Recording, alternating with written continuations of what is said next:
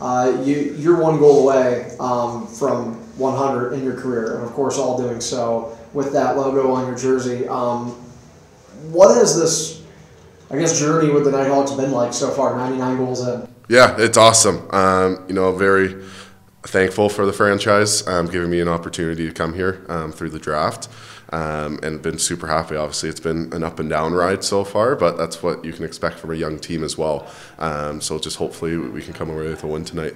You talk about being an up and down ride. How nice is it to come into the rink today on a winning note after ending that skid? It's awesome. That's what we try to do anyways, even after a loss, even when we're in a losing streak. Our mentality right now is just what's next. We're focusing on one play at a time, not worrying about the result, just worrying about what you can do to help your team win it in the moment. But no, it's awesome getting that win down in Fort Worth and breaking that skid. And, looking around the league, there's, I think, majority of the league's under 500. So if you one win away from being in 8th place or one win away or one loss away from being in 14th. So everything's cutthroat right now. Even though it is that logjam, I mean, how different do you think it feels being 4-6 versus what could have been 3-7? Yeah, it's a huge swing. Getting kind of a two usually say 2-goal swing, but kind of 2-win, 2-loss swing.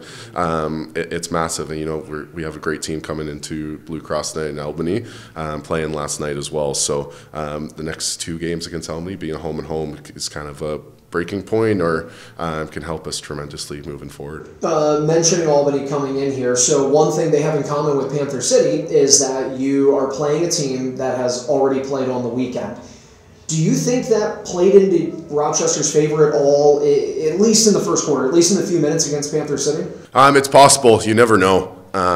Some teams come out flying after home and home. Some teams come out a little bit slow. It kind of depends kind of what their routine is. But, we're just kind of focused on us starting hot this game like we did down in Texas.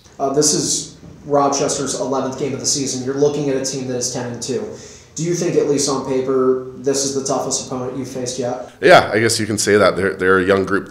I think they're younger than us, which we're a super young group as well. So when you have a young team that's playing well and the morale's high, they have a ton of confidence, it's a dangerous group as they've shown all season. So we just have to be ready to weather the storm. So I read this morning. I thought this was interesting. Just 3 players in the league presently are averaging a hat trick or slightly more per game. Austin Stott's 3.0. Jeff Teat 3.08, Ryan Smith 3.10. So you're scoring more goals per game than anybody else in the league. And to me, I feel like you get overlooked in the league a lot. Does it matter to you? Do you care? No, it doesn't bother me at all. It just makes me laugh and adds a little bit of chip onto the shoulders, some extra motivation. But like I've said before, it's not really possible without some of the help of the teammates out there, right? Without Waters creating a ton of space, Lance finding me, whoever it is on the off, I can go down and say how everyone's helping each other. And then you look at Fieldsy, who's probably just under 3 goals a game as well. So we're a deep group, and it's kind of exciting when everything's clicking, because when we get the secondary scoring and everybody's firing on all cylinders, we're a dangerous group. So ironically, Fieldsy's leading the league in points per game at 7.25. So Yeah, exactly. He leads in points. But when you talk about the offense, big picture, you got Knighter back 2 weeks ago, so he's now back in the offense. And we've seen Thomas really come into himself in the last probably 4 or 5 games or so. How has the offense grown this season? I mean, you guys were good from the start, but you guys have grown even into a more dynamic group with those guys really coming in. Yeah, I think it's just managing when we're not playing well is what we've really got better at this season. We've had games where we've only scored 8-9 goals, so we're learning from those. We're a super young group up front as well, and a lot of us hadn't played together before this season. So I just think we're managing ourselves throughout the season and just growing a little bit more each and every game. And I think we saw that finally pay off in Texas this past weekend. So there's still lessons we pulled out of last weekend, moving forward into this weekend. So what were those lessons? Because when we talked to you 2 weeks ago after the game, you said, we as a group, me personally, we took a lot of dumb shots.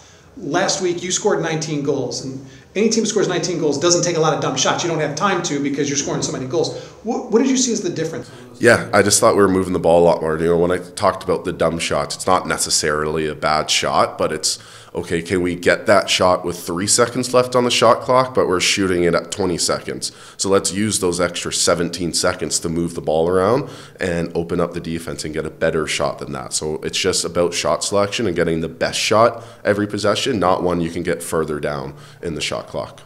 And we take a look at this Albany team. This is probably one of the more physical teams, a little more aggressive, certainly on your hands. How do you have to not necessarily change your game tonight, but how do you got to be cognizant of that and still get your opportunity? Yeah, they're a big athletic group back there. We know that they're going to push the pace all night long.